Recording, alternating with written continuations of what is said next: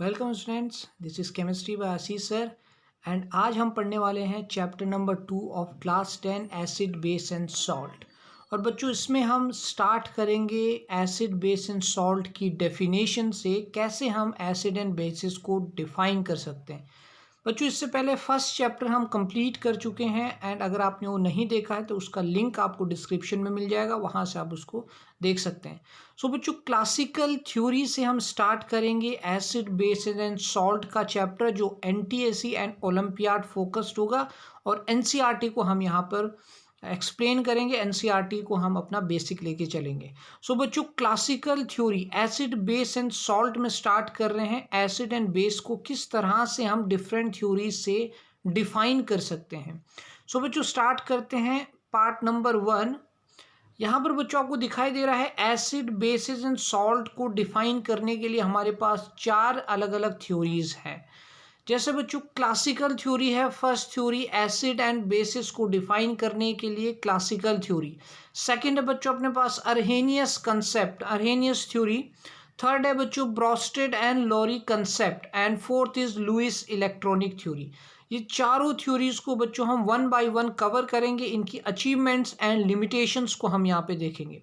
So acids and bases को first question ये उठा कि एसिड एंड बेसिस को हम डिफाइन कैसे करें।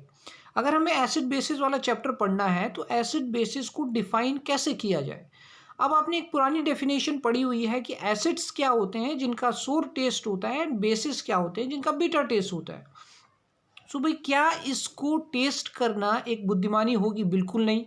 आप चाहे एसिड या बेस चाहे कंसंट्रेटेड हो या डाइल्यूट हो, आप कभी भी किसी भी कंडीशन में उसको टेस्ट नहीं कर सकते।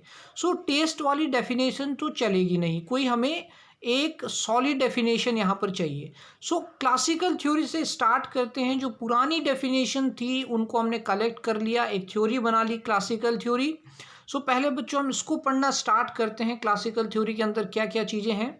इसमें कहा हुआ है कि अगर आपने एक एसिड को डिफाइन करना है तो आप उसको वाटर में डिसॉल्व कर लीजिए। यस, एसिड्स वाटर में आसानी से डिसॉल्व हो जाएंगे and acids when dissolve in water वो क्या क्या काम यहाँ पर करते हैं। सबसे पहला point, conduct electricity. Yes, first point, electricity को कंडक्ट करते हैं। जब भी आप किसी एसिड को वाटर में डिसॉल्व करते हैं तो इलेक्ट्रिसिटी बच्चों वहाँ से कंडक्ट होगी। सीधा सा रीज़न है क्योंकि एसिड क्या होते हैं जिनके अंदर कुछ या डिसोशिएट होने के बाद वो कुछ आयंस बनाते हैं। जैसे आप उसको वाटर में डालोगे वो एसिड टूट जाएगा, डिसोशिएट हो जाएगा, उसका ब्रेकडाउन होगा और ब्रेकडाउन होने के बाद वो बनाएगा कुछ आयंस, और ions are the sources of electrical conductivity. So जैसे आयंस वाटर में उस मीडियम में घूमने लगेंगे सो वहाँ पर एक इलेक्ट्रिसिटी कंडक्ट होने लगेगी।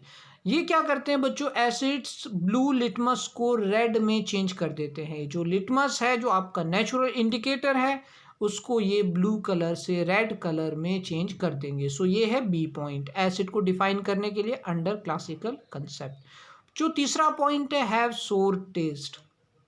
ऑब्वियसली हम एसिड या फिर बेस को टेस्ट बिल्कुल नहीं कर सकते, बट एज अ डेफिनेशन यहाँ लिखा हुआ है कि एसिड्स का सोर टेस्ट होता है। चलो ठीक है, थर्ड पॉइंट हो गया। Fourth point, when react with metals, acid जब मेटल के साथ रिएक्शन करते हैं तो हाइड्रोजन गैस को रिलीज करते हैं बच्चों। हाइड्रोजन गैस को रिलीज करेंगे acids when dissolve in acids when react with metals. अब क्वेश्चन ये उठता है कि कौन से मेटल्स हाइड्रोजन गैस को इवॉल्व कर सकते हैं जब वो एसिड के साथ रिएक्शन करेंगे। बच्चों अपने फर्स्ट चैप्टर में पढ़ा हुआ है एक्टिविटी सीरीज, और जिसको हम कहते हैं रिएक्टिविटी सीरीज ऑफ मेटल्स। और बच्चों उसके अंदर मेटल जो कि हाइड्रोजन से ज़्यादा रिएक्टिव होंगे केवल वही हाइड्रोजन को उसके सॉल्यूशन से डिस्प्लेस कर सकते हैं, और उनको हम यहाँ पर कहेंगे metal should be high reactive than hydrogen, और उनको हम कहेंगे एक्टिव मेटल्स। जो हाइड्रोजन को डिस्प्लेस कर सकते हैं उसके सॉल्यूशन से उसको हम कहेंगे एक्टिव मेटल्स। और बच्चों जो मेटेलिक जो एक्टिविटी सीरीज है उसमें सिर्फ एक ही नॉन मेटल हमने रखा हुआ है। यस, कौन सा नॉन मेटल है? हाइड्रोजन।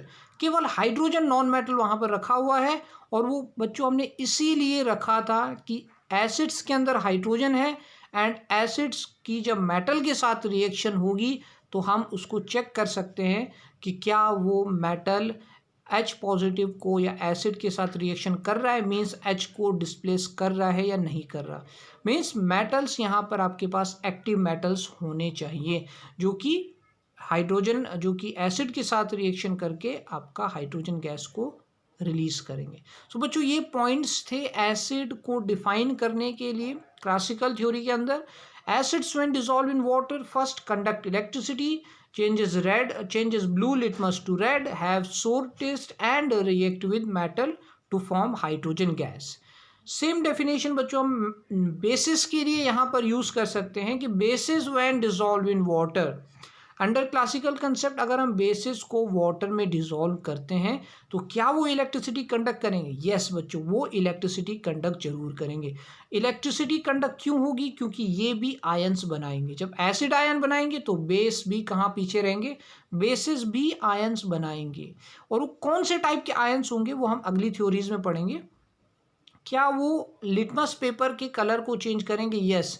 बेसिस क्या करेंगे? रेड लिटमस को ब्लू कलर में चेंज कर देंगे। ये बेसिस का काम है, वो रेड लिटमस को ब्लू में चेंज कर देते हैं। एंड इनका बिटर टेस्ट होता है जिसको हम टेस्ट बिल्कुल नहीं कर सकते, but according to definition acids का सोर टेस्ट होता है एंड बेसिस का बिटर टेस्ट होता है। एंड क्या ये एक्टिव मेटल्स के साथ रिएक्शन करते हैं? यस। बेस को जब हम वाटर के साथ, बेस को जब हम एक्टिव मेटल्स के साथ रिएक्शन करवाते हैं तो ये भी हाइड्रोजन गैसेस रिलीज करते हैं। बच्चों एक्टिव मेटल्स कौन से हैं? जो हाइड्रोजन से ज़्यादा रिएक्टिव मेटल्स होंगे, जो हाइड्रोजन के ऊपर होंगे एक्टिविटी सीरीज में, उनको हम कहेंगे एक्टिव मेटल्स। एंड क्या वो हाइड्रोजन को यहाँ पर डिस्प्लेस करेंगे? यस। वो यहाँ पर रिएक्शन करके when react with active metal ये भी हाइड्रोजन गैस को रिलीज करेंगे। सो इस तरह के अपने पास थ्योरीज हैं। फर्स्ट थ्योरी है आपके पास क्लासिकल थ्योरी, जिसके अंडर हमने कुछ पॉइंट्स पढ़े कि एसिड्स को वाटर में डिसॉल्व करके एंड बेसिस को वाटर में डिसॉल्व करके कौन कौन सी प्रॉपर्टीज शो हो सकती है।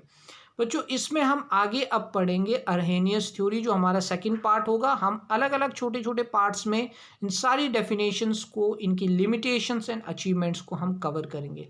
सो बच्चों पढ़ते रहिए, हम मिलते हैं अपने अर्हेनियस थ्योरी के सेकंड पार्ट में।